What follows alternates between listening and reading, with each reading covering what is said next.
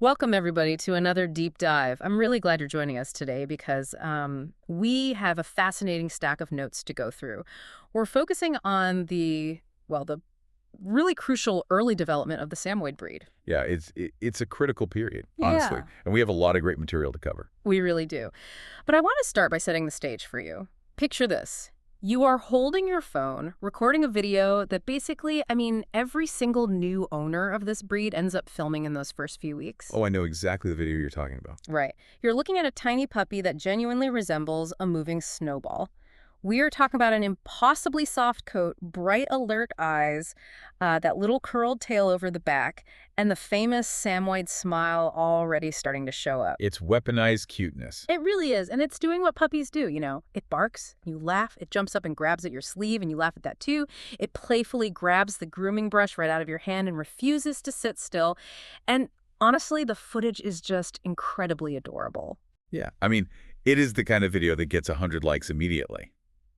But our mission today for this deep dive is to look at the reality hiding just behind that video. Exactly. Because we need to explore how that fluffy, seemingly innocent 10-pound puppy transforms into a 50-pound adult working dog. And more importantly, why every single one of those early interactions forms the actual blueprint of that adult. Okay, let's unpack this, because the central thesis jumping out of our sources today is that puppy habits, well, they do not stay small. No, they definitely don't. Those funny little quirks you're recording at 10 pounds are going to become formidable, sometimes completely unmanageable behaviors when that same dog has a massive adult coat and real physical strength just a year later. Right, because an adult Samoyed isn't just something that magically appears on its first birthday. It is built.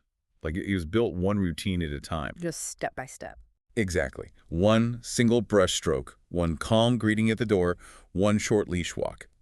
So today, we're going to break down exactly how to lay that foundation, starting from the very moment they walk through your front door. And before we can even get into the behavioral stuff like the training or the barking, we have to look at the physical reality of a puppy entering a new home. Yeah, the physical transition is massive. You are bringing this tiny creature into a completely alien environment. There are new sounds, new feeding schedules, new surfaces to walk on, and the sources emphasize that those first few days require a serious commitment to a calm environment. Which is really hard for people to do. It is. The temptation is always to invite your entire extended family and, like, all your friends over immediately to see the new puppy. Yeah. But holding back is what actually builds essential confidence. Yeah, because predictability tells a puppy you are safe here. And that safety is paramount, especially when we talk about safe growth. Remember, Samoyeds are a medium to large working breed. Their physical development deserves intense attention. You want steady, closely monitored growth. Meaning, you are not trying to rush this dog to its adult size by overfeeding them. And looking at that physical side, we really have to talk about their joints and their growth plates. I like to think of a puppy's developing joints like wet clay. That's a really good visual. It's beautiful, it has limitless potential, but it is incredibly easily warped if you push it too hard too fast. Let's look at the biology of why that wet clay analogy works perfectly. A growth plate isn't solid bone yet. It is an area of soft developing tissue, essentially cartilage, sitting at the ends of the long bones in a puppy's legs. Wow. And because it hasn't fused and calcified into hard bone, it is just incredibly vulnerable. So when a puppy scrambles on slippery hardwood floors like Bambi on ice, or repeatedly jumps off a high couch, the sheer repetitive impact compresses that soft cartilage. Ouch, so you're doing real damage. Yeah, you might not see the damage immediately, but you are literally warping the architecture of the dog's skeleton before it has a chance to harden. That makes perfect sense. So they absolutely need movement to be healthy, but they do not have adult-level endurance or structural integrity yet. Exactly. Which means no forced running, and you have to stop excessively rough play. And speaking of the biology of this breed, I have to push back on a really common assumption about their coats and the climate, because I was definitely thinking this too. Oh, the insulation myth. Yes. Looking at them, you hear people say a dog's coat insulates them from the heat. Wait, so that thick fluff actually makes them more vulnerable to the heat, not less. What's fascinating here is the fundamental difference between a puppy coat and an adult double coat. An adult Samoyed has a double coat, a dense woolly undercoat to trap warmth, and then these longer, harsh guard hairs on the outside that reflect the sun and repel the weather. Okay, so the adult coat does reflect heat. Right.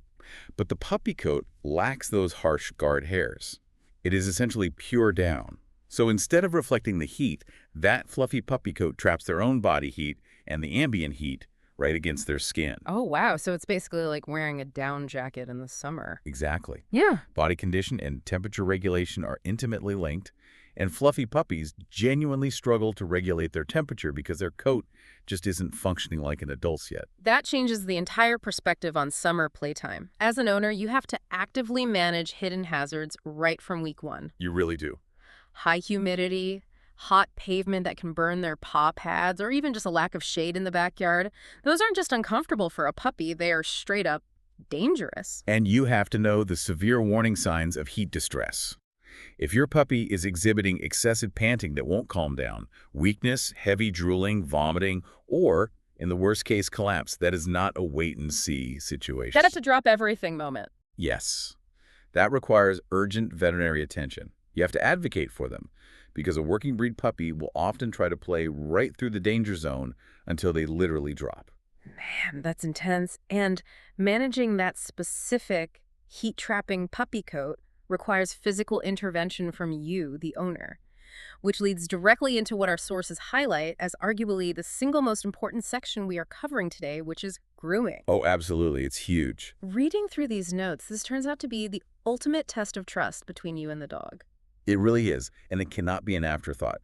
Grooming cooperation has to start early, and it has to be a completely positive experience. Not a wrestling match. Right. The mistake people make is waiting until the dog actually has tangled hair to introduce the brush. By then, the brush is instantly associated with pulling and pain. You are handling their paws, their legs, their belly, their tail, looking in their ears, touching their mouth. Here's where it gets really interesting. Reading this, I realized early grooming is essentially a daily health audit that is just masquerading as a spa treatment. That framing is spot on. By getting your hands all over the dog every single day, you are going to catch things early.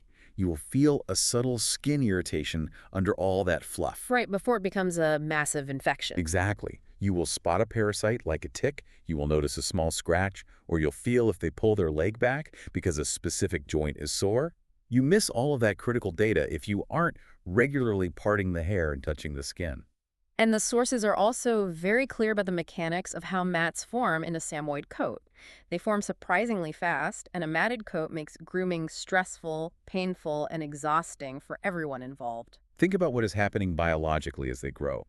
The puppy fluff starts to shed, but at the same time, the stiffer adult coat is pushing its way through the skin. So it gets all tangled up together. Yeah, those soft shedding puppy hairs get caught in the incoming adult hairs. They act just like Velcro, grabbing onto each other and twisting into tight knots close to the skin. If you aren't brushing down to the skin level, you are just polishing the top of a tangled mess. And building this cooperation early pays off enormously down the road. If you ever plan to use a professional groomer, sending a dog that fights the brush is a nightmare for the dog and the groomer. Oh, it's totally unfair to the groomer. You are basically forcing a stranger to wrestle a 50-pound animal with sharp teeth just to get a comb through its hair. You have to frame the brush as part of your relationship with the dog, not a battle of wills. And, let's also be explicitly clear for you listening. Samoyeds genuinely shed a lot. Yeah, let's dispel that myth right now. They are not truly allergen-free. Sometimes they are marketed as hypoallergenic because they produce less dander than some breeds, but that can be very misleading. So if you have allergies, be careful. If you have severe allergy sensitivities in your house, you need to know up front that this dog will leave hair on absolutely everything you own. Now that we understand how physical handling builds a baseline of trust during grooming, we can see how that trust is really tested the second the puppy interacts with the outside world. Socialization is the next major hurdle. And good socialization for a Samoyed is calm and steady. The goal is completely avoiding flooding. Flooding? Yeah, flooding happens when you overwhelm the dog's nervous system with massive amounts of exposure. Taking a tiny 10-week-old puppy to a crowded outdoor farmer's market with loud bands and 100 strangers trying to pet it on day 2 doesn't socialize them. It traumatizes them. It creates deeply ingrained anxiety. So instead, the goal is exposing them to different people, to calm, vaccinated adult dogs, to new household sounds, and to basic equipment like a collar and harness, but, keeping them emotionally balanced while you do it. And that emotional balance has to exist inside the house, too. Yeah. Family routines are huge. If you have children, the kids need strict rules. Oh, for sure. No grabbing at the puppy's coat, no teasing, absolutely no waking the puppy when it's sleeping. The puppy needs a genuinely safe, protected rest space, like a crate or a specific pen, where they know they will never, ever be bothered. But children can actually be great partners in this if you explain the why to them. Give kids a job. Yeah, that helps so much. Teach them to reward the puppy with a treat when the puppy is settling quietly, rather than only interacting with the dog when it's zooming around the room. Because if you only interact when they zoom, you are actively encouraging jumping and mouthing. And you have to address that mouthing early. You redirect the teeth to toys, and you teach the kids to be a tree, to stand completely still and be boring, rather than squealing and running away. Because squealing is basically ringing the dinner bell for prey drive. Exactly. A child squealing and running just activates the dog's prey drive. The kid essentially turns themselves into a giant, exciting, squeaky toy. And speaking of noise, knowing how to handle a vocal dog brings us to the famous Samoyed soundtrack. This is an incredibly vocal breed, barking, whining, howling, that distinctive talking they do. They have a lot to say. They really do. But I have to ask a challenging question here on behalf of the listener. If you read anything about Samoyeds, you know they love to talk. It's literally bred into them as pack workers in the Arctic. So isn't ignoring their vocalizations kind of going against their very nature? Are we trying to turn them into something they aren't? If we connect this to the bigger picture, Mm-hmm. you aren't suppressing their nature at all. You are teaching them when their voice is effective. You are guiding their voice before it becomes the permanent soundtrack of your house. Okay, that makes sense. The trap new owners fall into is accidentally completing a feedback loop. If the dog barks and you immediately look at them and speak to them, even if you're yelling no or quiet, you just rewarded the bark with exactly what they wanted, which is your attention. Wow. So the cause and effect in their brain is simply, I barked and the human engaged with me. Precisely. The actual strategy then is breaking that cause and effect loop. Yes. You meet the underlying need first, quietly. Do they need to go potty? Are they hungry? Are they in pain? Are they just bored? Once you ensure their actual needs are met, you teach and reward calmer alternatives. How do you do that in the moment? You just wait for 3 seconds of silence. That 3 seconds resets their expectation. It breaks the loop. Then you engage. And I should add, a sudden, intense shift in vocal behavior isn't always just them being chatty. It might actually be a signal of stress or a medical issue. Now, if you successfully cap all that vocal energy indoors, well, that energy still has to go somewhere physically outdoors, which requires leash manners and figuring out how to train a dog that is famously an independent thinker. Leash foundations are critical. And they must start well before the dog is strong enough to drag you down the street. Because they will drag you. Oh, easily. If you wait until they are 50 pounds to teach them not to pull, you are in for a very difficult, physically exhausting year. The sources make a crucial distinction here that I think a lot of working dog owners miss.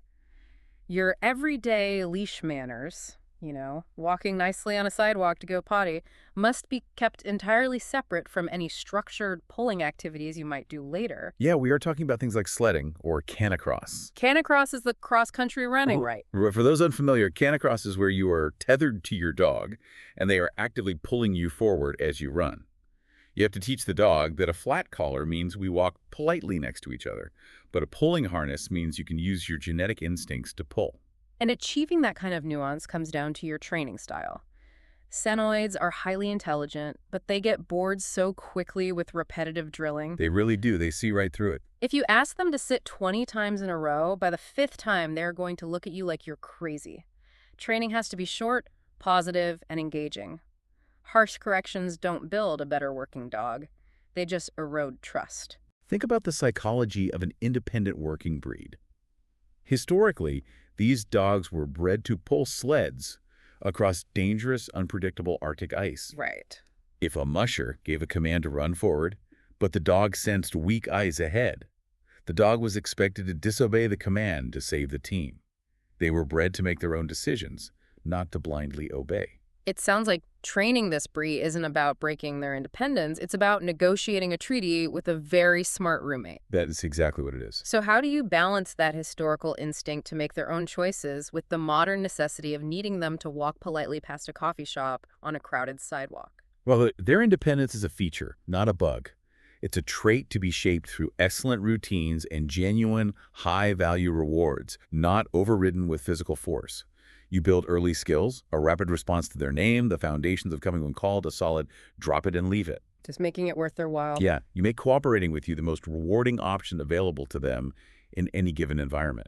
And part of that cooperation involves them learning how to be okay when you aren't there to reward them. Alone time confidence. The sources urge owners to build up separations gradually, but they also draw a really hard line between normal puppy fussing and true separation distress. This distinction is vital because the mechanisms behind them are totally different. Normal puppy fussing is boredom or annoyance. They whine for 5 minutes when you leave, realize you aren't coming back right away, and just go to sleep. And what's true separation distress? True separation distress is a neurological panic response. It's destructive behavior, tearing up doors or crates. It's excessive drooling. It is a complete inability to settle down even after an hour. The dog is literally in a fight-or-flight state. If an owner sees that level of panic, simply exercising the dog to exhaustion before leaving isn't going to fix it. No, a tired but panicked dog is still a panicked dog. If you are seeing true separation distress, you need professional behavioral help to gradually desensitize them to your departures. But if they aren't panicked and they are just bored, they are going to invent their own outlets for that energy. Chewing and digging. These are normal, instinctual habits for the breed. Highly instinctual. If you leave a puppy to invent its own outlets for energy, I promise you they will not choose the ones you want. They won't dig in the designated sandpit. They will dig right through your drywall. Oh, absolutely. You have to manage the environment and provide safe outlets for those instincts. Give them a dedicated bigging spot. Give them appropriate puzzle toys to chew. And that environmental management absolutely extends to other pets in the house, too. Calm introductions for older dogs are a must. If you have cats, the cats must have vertical escape routes so the dog can't trap them. Small pets like hamsters or rabbits must be physically protected behind closed doors. You really can't risk it. You cannot ignore prey-drive adjacent behavior, like a puppy intensely stalking the family cat just because the puppy is 10 pounds now and it looks harmless. Right, because the 50-pound version of that behavior is a tragedy waiting to happen. You have to interrupt and redirect stalking behavior the very moment it starts. All of this careful training, this boundary setting, this routine building, it all relies on a fundamental baseline of good health. You can't train a sick puppy. We need to dive much deeper into this final area of the sources, the safety net of tracking and vet care. That safety net starts with potty training, which relies entirely on predictable routines, taking them out immediately after they sleep, after they eat, after they play. But consider how the weather affects those routines. Tying back to our earlier discussion about their coat and climate awareness, a heavily coated Samoyed puppy might flat out refuse to go potty in the pouring rain. Or conversely, they might decide a snowbank is the perfect place to take a 2-hour nap instead of doing their business. Yeah. You have to adapt your routine to their physical reality. And the real foundation of the safety net is veterinary care and meticulous tracking. You need to be discussing their nutrition, their growth curve, their stool, skin, teeth, and joints with your vet regularly. But to do that effectively, you actually have to track it. Exactly. The source notes specifically mention using a digital tool like VitalPet to keep weight, appetite, vaccine schedules, and training progress all organized. Tracking is what allows you to see the trend lines before they become emergencies. Think about the phenomenon of change blindness. Because you see your puppy every single day, your brain smooths over subtle changes. Oh, that makes sense. Yeah, you might not notice that a minor limp only happens after a specific type of play, or that a diet change is subtly causing them to scratch their ears more over a 3-week period. So what does this all mean? When I synthesize this tracking aspect, relying on an app or a logbook forces you to look at objective data rather than your subjective, often flawed memory. You are creating a medical history for a creature that cannot speak to you. This raises an important question. How often do we, as owners, dismiss real medical red flags as just puppy energy or just a phase? Because we lack data, we assume they are just acting out. Our sources provide a very clear, non-negotiable list of when to actually call the vet. Repeated vomiting or diarrhea. Severe lethargy, where they won't wake up to play. Breathing difficulty. Collapse. Limping.